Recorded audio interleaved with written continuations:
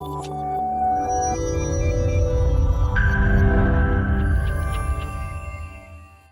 name is Alma Jadala, and my role today is to moderate the session. I'm very pleased to be with you. Today, as you can tell from the title, we're looking at equity in emergency disaster communications. This, of course, is a very important session. We will look at the COVID-19 response, and this particular case study is about communication activities that the state has undertaken to address that. We will hear excellent presentation with activities and listen to initiatives that have been undertaken. And of course, you all have an opportunity to speak. Two important presenters and talented presenters, successful women.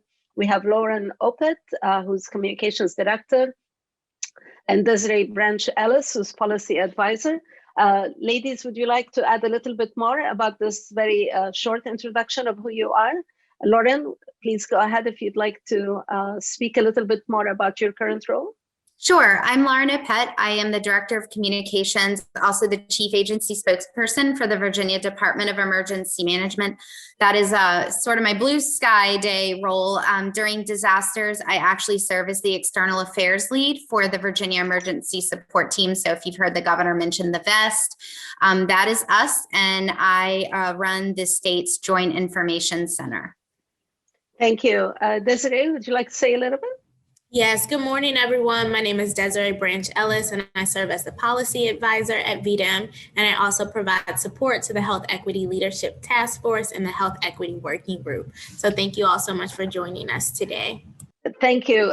We're doing this for the second time, and you'll be very impressed by what you hear. So I'm going to turn it to our guest speakers, and they will share with you some very, very important and impressive information. Please go ahead. Thank you so much.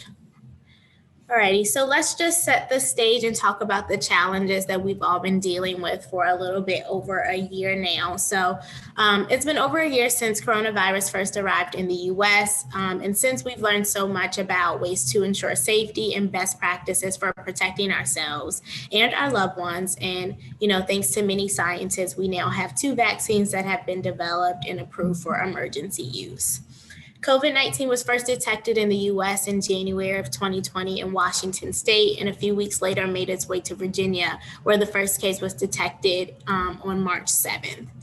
Due to the nature of the virus, this response and the mitigation activities have been dynamic and ever-changing, which poses many communication challenges. Although this emergency is unique and unfamiliar to us, it has key similarities to past disasters, which is that it is disproportionately impacting vulnerable and marginalized communities.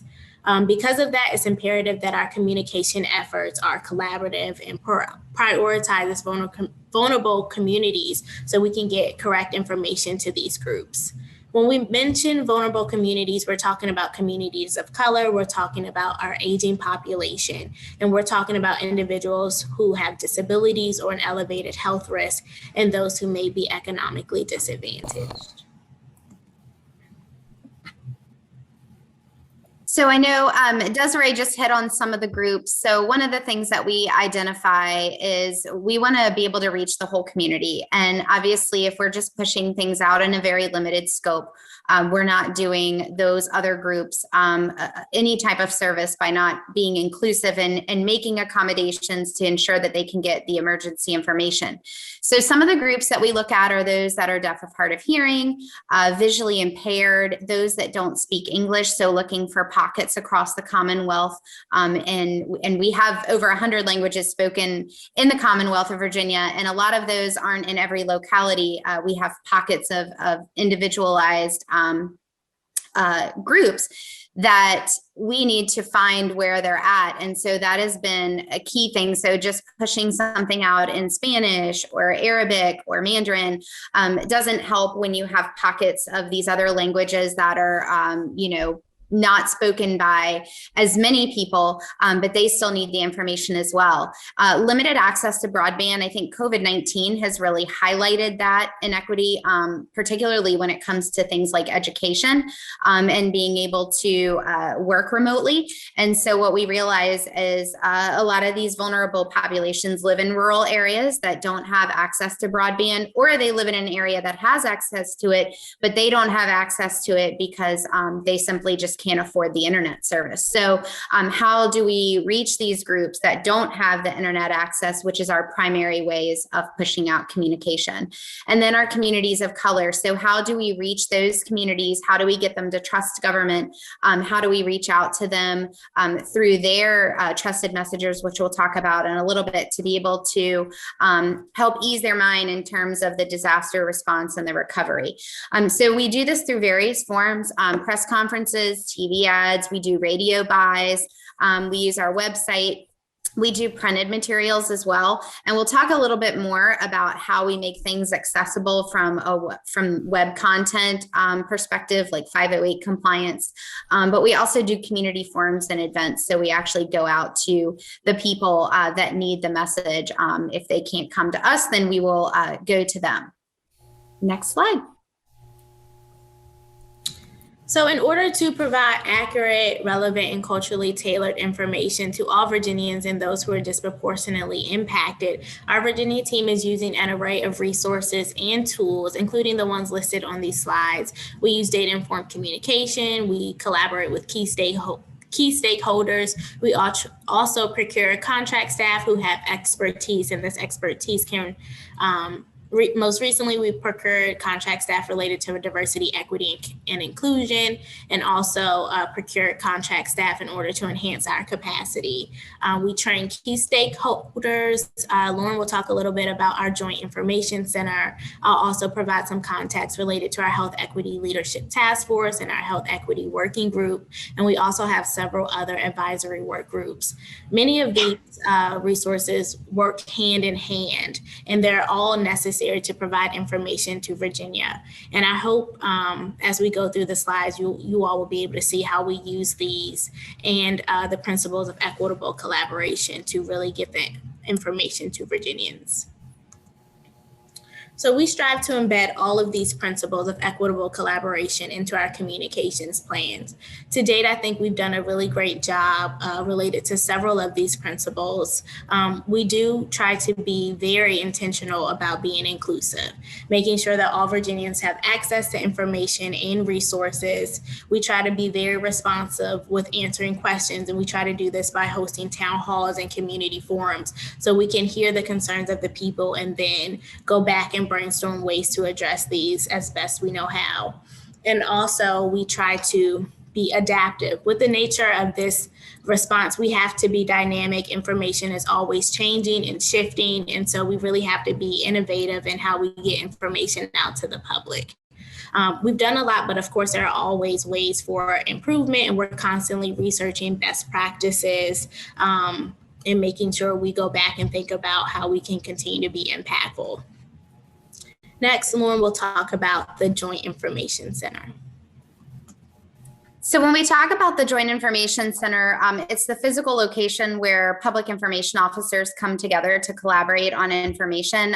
When we talk about the Joint Information System, that's actually the process and the guidance by which we all come together. So Governor Northam signed Executive Order 41 a couple of years back that basically brought in the state to serve during a disaster. And that also includes bringing in public information officers from all of the affected state agencies. So it doesn't mean that all of a sudden the PIOs drop their day-to-day role within their agency and come work under me and the GSEC. It just means that they are brought in as part of a greater good, if you will, for public communication. So we are located physically in the Virginia Emergency Operations Center in Richmond, Virginia. By nature of this response, we are virtual for the most part. We do have some in-person operations that we do, but it just facilitates the coordination and the integration of public information. So one of the things that can happen, especially in an event, if you take COVID, for example, is that different agencies own different pieces of the information that's going out. So I always just use the easiest ones. The health department is owning, obviously, the subject matter expertise in the medical process. VEDM does a lot with the logistics and the behind the scenes work and the staffing augmentation, and by nature of being leads in the Virginia Emergency Support Team, providing those services. But then you have your other state agencies like the Department of Education or the Virginia Employment Commission that all have a message to play in COVID-19. So the Joint Information System and the Joint Information Center are designed to bring all of those entities together so that we can really collaborate on information, but also keep each other situationally aware of what's going on. So if I know that something is going to be said in an upcoming press conference that may be relevant to another state agency, we can talk through that. We can also give them a heads up that this is coming out so they can anticipate messaging as well, which public information officers always appreciate. And so I think the biggest thing is being flexible and scalable. It's so impossible to plan for everything, every disaster, every little nuance that happens with a disaster. But one thing that we can control is how flexible and scalable we are to be able to deal with it. And so, for COVID, we have the Department of Health and VEDM are kind of the leads in the Joint Information Center. But for the inauguration or for a lobby day, it could be state police and the FBI and the Secret Service. They would lead the Joint Information Center. So it doesn't mean that VEDM will always take the lead on it. It just means that we will generally provide the lead support for that, and we will be a part of joint information centers. But it doesn't always have to be in Richmond. It doesn't always have to be the same people. It's very flexible and scalable, just depending on the type of disaster. Next slide. Alrighty, so I'll give you all a little bit of background about the Health Equity Leadership Task Force and the Health Equity Work Group. So the Health Equity Leadership Task Force was established at the beginning of the COVID-19 pandemic and is made up of leadership from key agencies leading the response. So we have the Governor's Office represented by Dr. Janice Underwood, VEDM is represented by State Coordinator Curtis Brown, and the Virginia Department of Health is represented by Sable K. Nelson, who is the Acting Director of the Office of Health Equity. So the Leadership Task Force is actually the first of its kind to exist in Virginia history. And the task force provides leadership to the Health Equity Working Group, which consists of about 120 members at this point. And these members serve as a cabinet level mechanism for the response. So together, these groups have worked to develop and vet communications to ensure health equity within this response.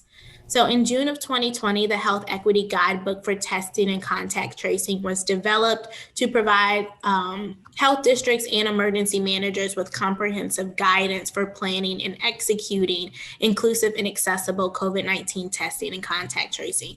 The guidebook covers several topics, including understanding key populations, preparing personnel, and developing inclusive and accessible communication.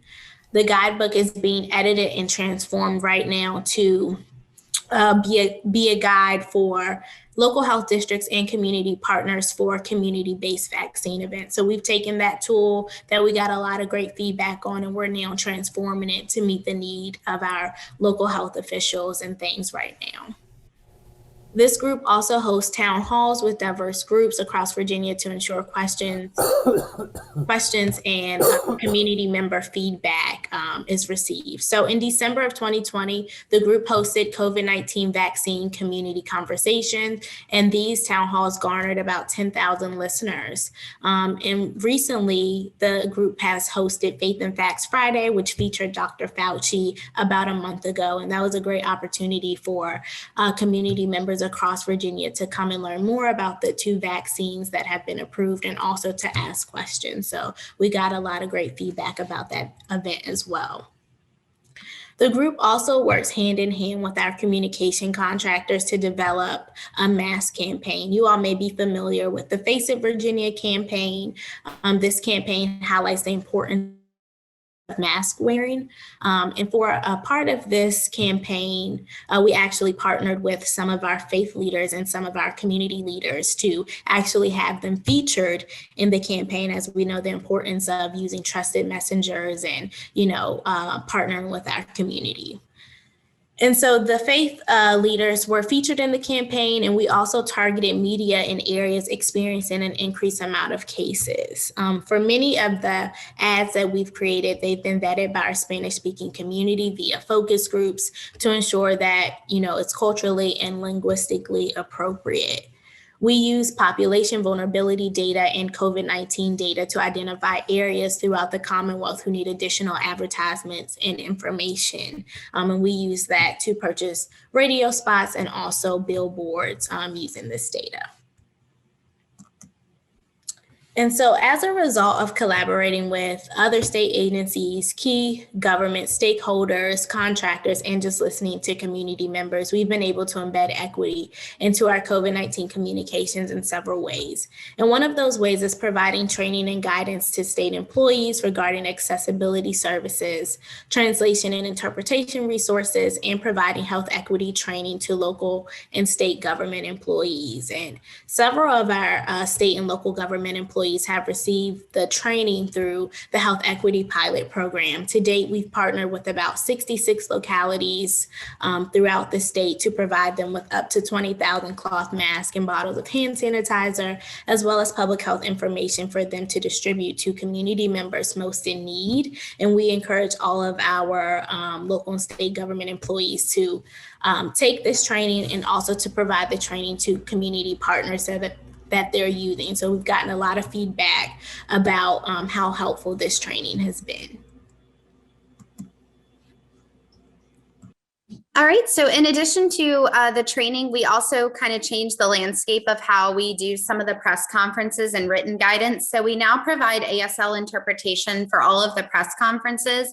And that includes also encouraging our localities or the local health districts that have their kind of one-off press conferences to use ASL interpretation services as well. And to also be mindful of keeping those ASL interpreters into view at all times. So if it's a press conference, if you're going to do a split screen or you're going to show a presentation, making sure that that's available, and also providing ASL interpretation for meetings. So a lot of times people don't realize that maybe there are coworkers or state leadership that they're trying to reach, that actually if they participate in a webinar may need ASL interpretation, just because like Google Translate, the automated closed captioning isn't always super accurate as well, especially if you're going to use government acronyms or government terms that it's not familiar with.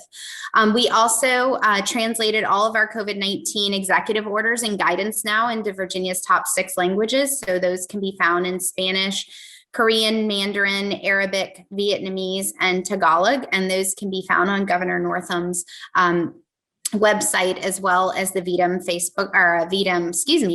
website. And we also do live Spanish translation of all of the governor's press conferences now. So there is one today at 2 p.m. And so I would encourage you, even if you don't speak Spanish, you can check it out. You head over to VEDM's Facebook page, and at 2 p.m. our Spanish interpreter will come on live and do that in real time. Next slide.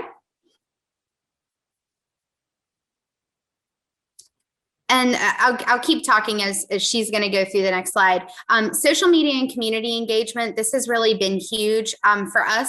The translation of all of our life safety graphics are now produced in the top 6 languages. Our hurricane guide is also now produced into those 6 languages. We also do plain text format for everything to ensure 508 compliance. And we also make printed copies available of everything that we do so that those can be distributed directly into the communities that can't access digital information, and they can also request a hard copy as well. We also made an increased effort to amplify public safety messages to vulnerable communities. So I like to use the example of last year, where we used our data to identify when we had the outbreak on the Eastern Shore of one of the poultry facilities. We're pushing everything out in Spanish and some other languages and couldn't figure out like why we were still seeing a spike. And it turns out that the worker population are actually Haitian and they speak Creole. But not only do they speak Creole, they don't read or write in their native language. And so even if you translate stuff, they're not going to understand it. Sometimes you can go through the children. That's always, because they're going to school and they may have limited English availability or be able to read and write.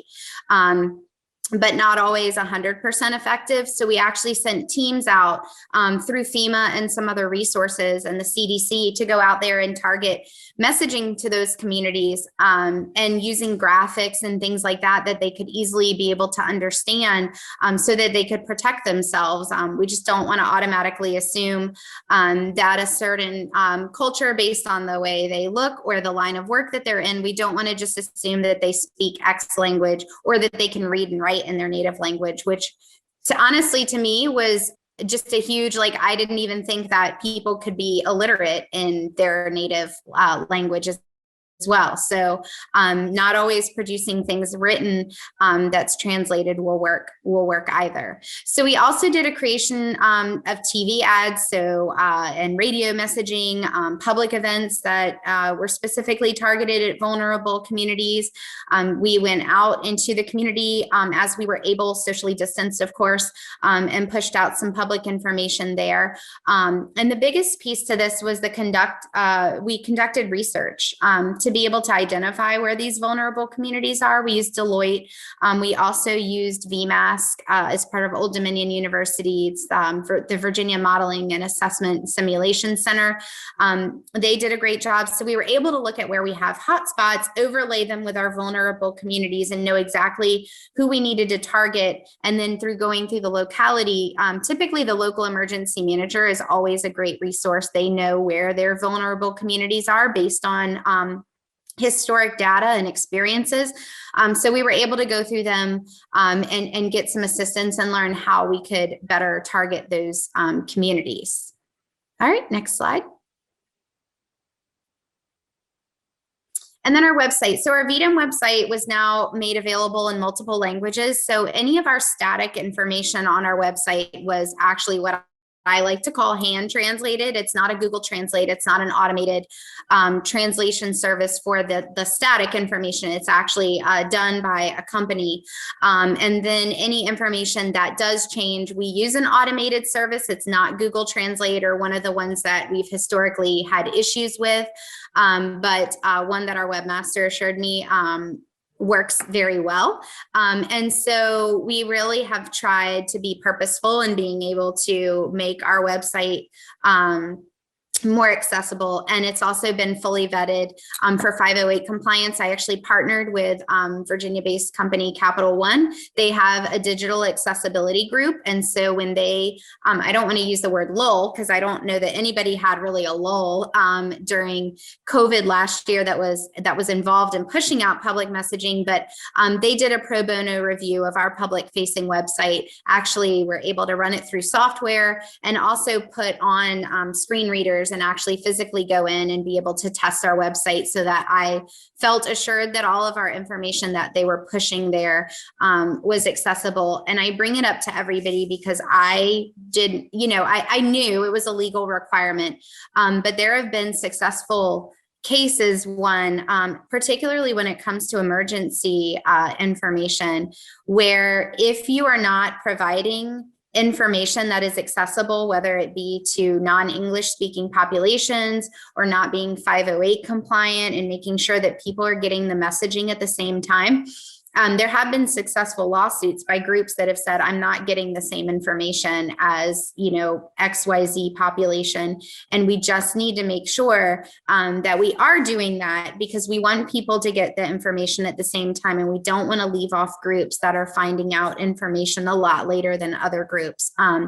There are always going to be extenuating circumstances that when you have to, go through and figure out where pockets of populations are. We can't do live translation of, 100+ languages. Ideally we would, but we have to find a better way, for that. But I think translating documents to the best that we're able, it is a huge start, and build from here. Our biggest thing is maintaining this momentum and the funding mechanisms.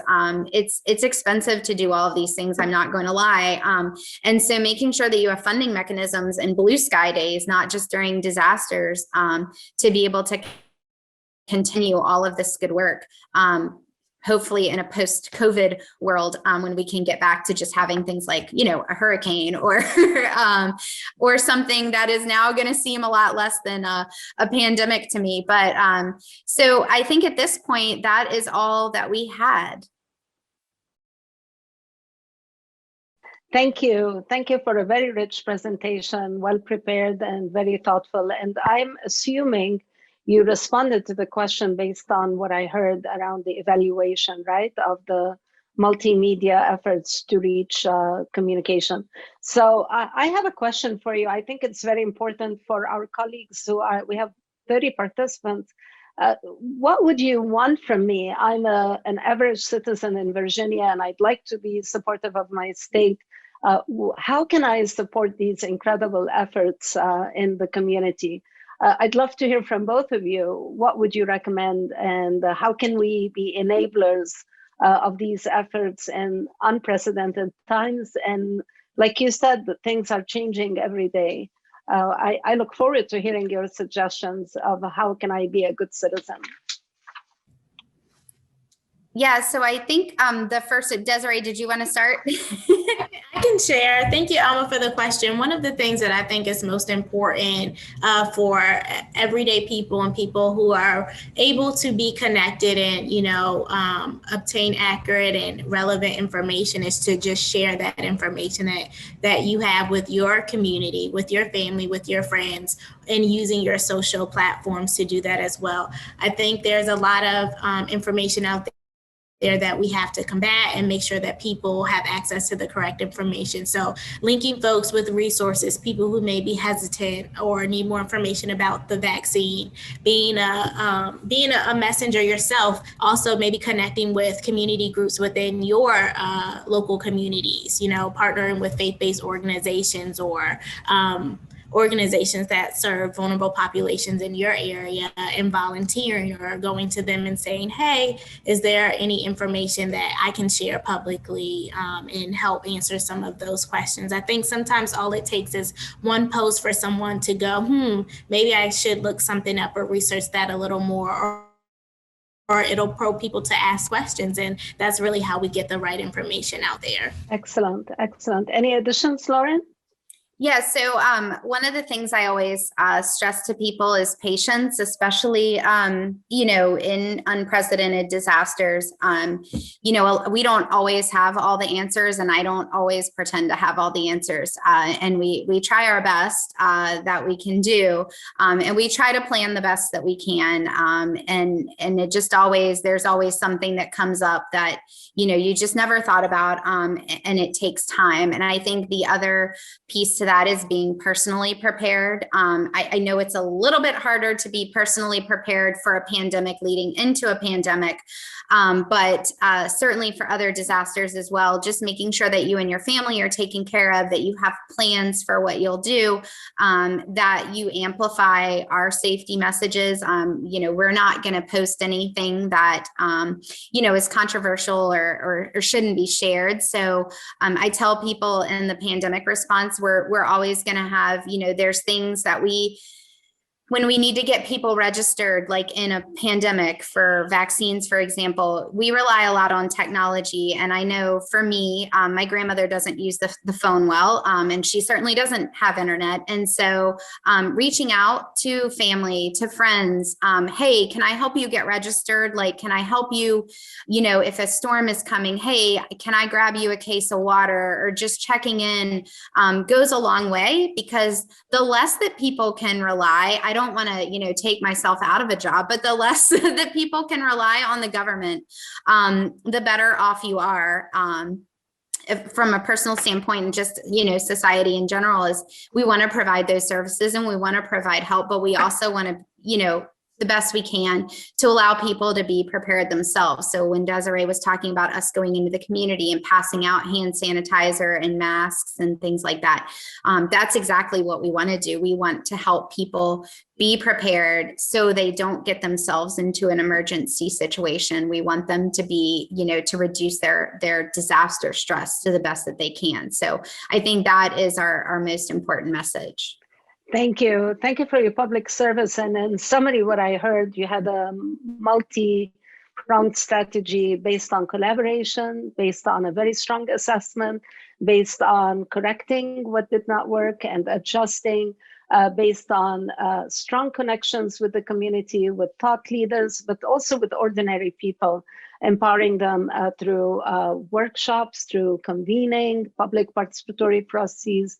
And I think more importantly, really, again, being there for people when they needed that.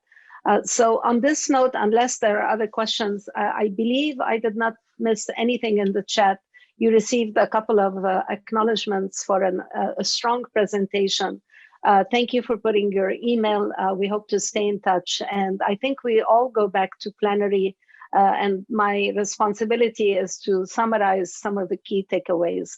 Thank you again. And thank you for our listeners and for our technology support for an outstanding job. We'll see you in plenary. Take care.